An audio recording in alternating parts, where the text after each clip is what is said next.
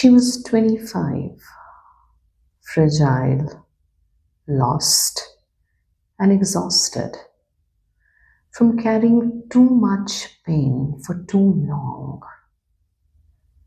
When she first came to me, her words were trembling but honest. I don't want to commit suicide, but it feels the easiest way to end all this. That line stayed with me. And beneath it was a life bruised by childhood trauma, unmet love, a sudden heartbreak that shattered her sense of safety. She had believed in a future that vanished overnight, leaving her angry, confused, and empty all at once. I remember feeling worried deeply. I had to leave next day for the conference, and yet my thoughts kept circling back to her. And I told her that she must reach me whenever she needs me. And she reached often, day and night.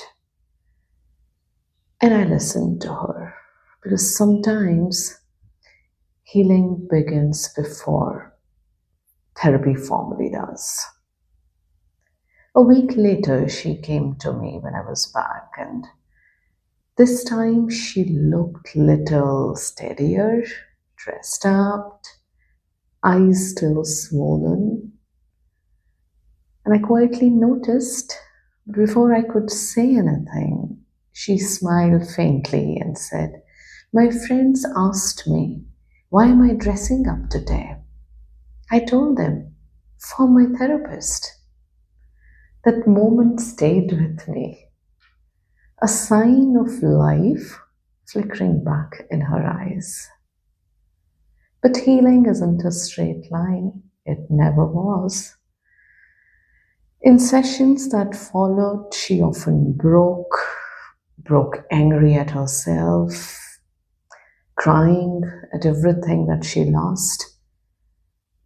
And anger was her shield against rejection, against memories that still hurt.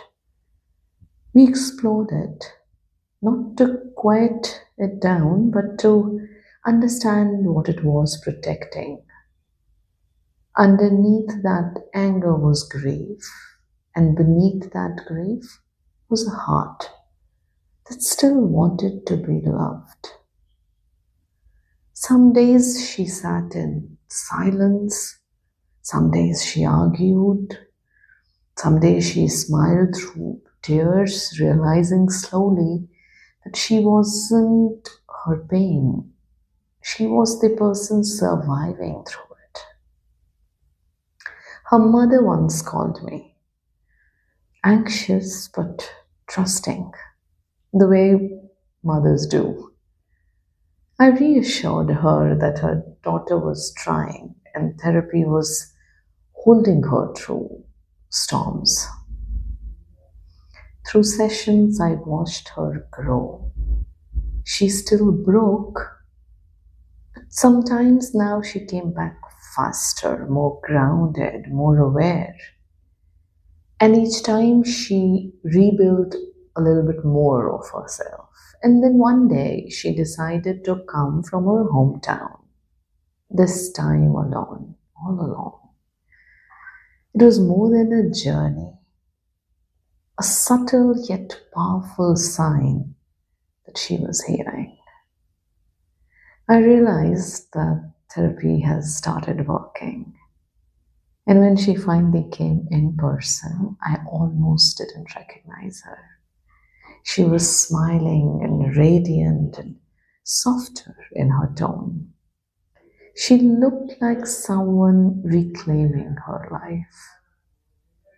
After our session, I remember she opened her hand to reveal a pouch, and inside was a pair of earrings.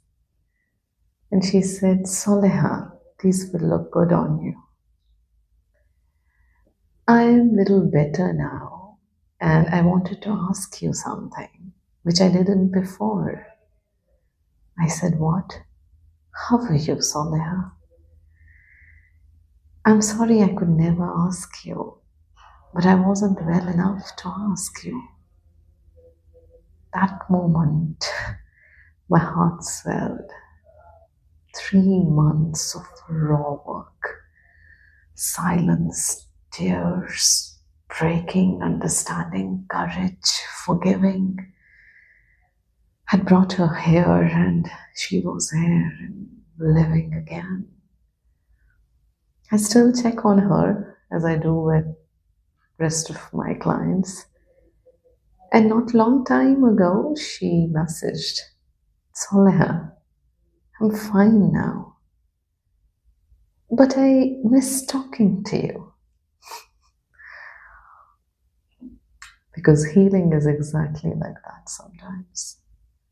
It's the quiet peace of someone who once wanted to give up and now choosing to live.